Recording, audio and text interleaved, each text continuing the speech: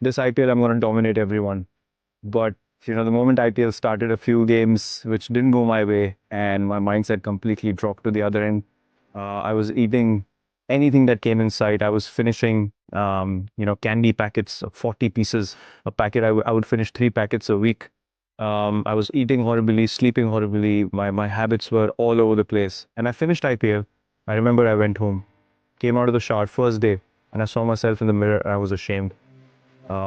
It was literally, I saw myself and I thought I'm looking at another human being, and I told myself, look, if you want to play cricket at the highest level, this is not the way that you can manage. And from next day onwards, I changed everything about my diet, the way I trained, everything. And from then on, it was just an obsession. Background of my journey is not many people know about the background of my journey. I've been speaking to and consulting with the same coach since I was 8 years old, since I stepped foot into my cricket academy, which I learned everything from. My coach Rajkumar Sharma. I still speak to him now, and I was speaking to him a couple of days back. And your perspective in life changes every now and then. As I said, with fame, with money, and with success, there are too many people who become close to you, and you tend to sort of forget from the core of your heart who you really are. But this is the guy I've always been. And the beautiful thing about my journey from a young age group has been that I was part of an academy where no one was talking about that academy or that club. So for me, the only way up was, if someone's getting 100, I have to get 200. Otherwise, no one's going to notice me. And I had that fire inside me all the time. And that's exactly what I did to come up the ranks. I scored so many runs that people could not ignore me, because that was my only driving force. And that actually came from the example that my father set for me. There was a time in my life where there was an opportunity. I was selected for under 14 Delhi team, and then I was dropped at 1 a.m. because of some complications. And you know what happens in state levels. Someone was preferred over me because of some compensations that were done and stuff like that. So same was offered to my father as well, that if you can, maybe he can get into the team after 2 games. So my father straight away said, I'm not going to pay a single penny to make him play. If he can play on his talent, so be it. If not, it's not meant to be for him. So that stuck with me for life. And I've always relied on myself and what I can do as an individual first. And then I'll take help along the way, and people who have been willing and open to help me and understand who I really am have been the ones that have been closest to me. This is an emotional question. I know your dad meant a lot to you. I know he passed away in 2006. But the next day after that happened, you went to a domestic cricket match and played. What would make a Virat Kohli do that? What was he thinking? I honestly, I was blank that morning, and I called my coach, and he was obviously quite understanding of the situation. And he asked me, what do you want to do? And my first instinctively, my answer was, I want to go and play. For me, leaving a cricket game in the middle of me batting overnight was just not an option at all. If I hadn't started the game, that's different.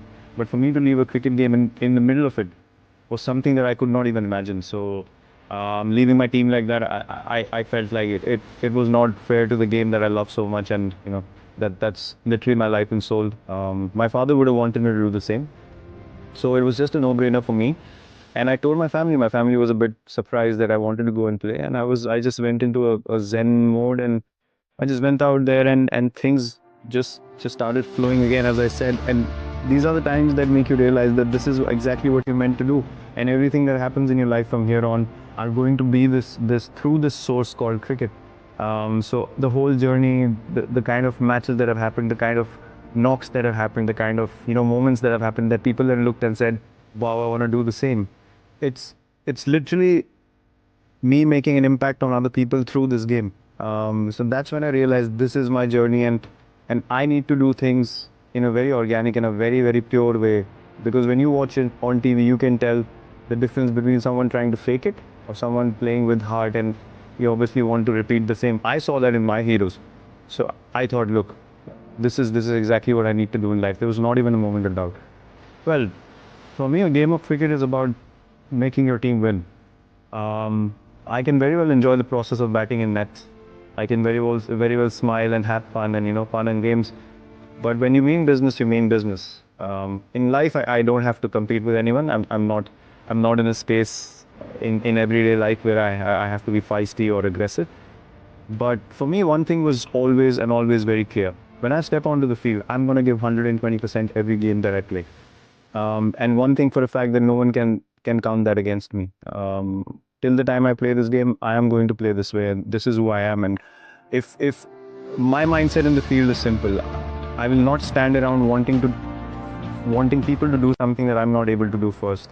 For me, every ball is an event. I'll throw myself around every ball of the whole test match.